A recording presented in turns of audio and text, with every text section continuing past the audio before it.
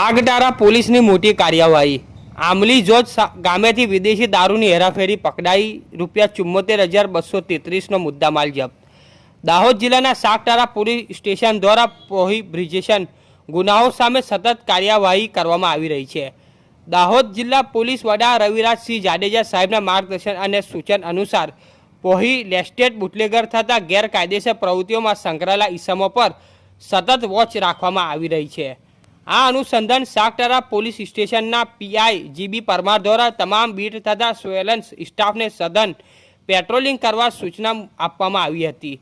તે દરમિયાન police sub inspector DS લાડને ચોક્કસ બાતમી મળી હતી કે મીઠીબોર તરફથી એક મોટરસાયકલ પર બે ઇસમો વિદેશી દારૂની હેરાફેરી કરીને આવનાર છે।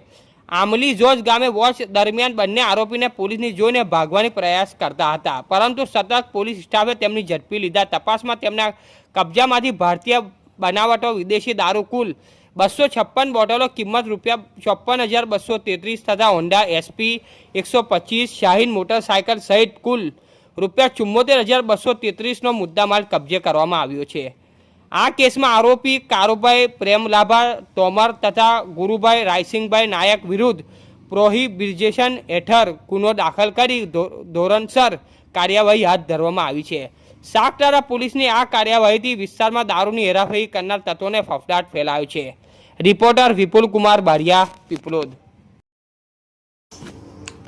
અમારી ચેનલને લાઈક શેર કરવાનું ના ભૂલશો।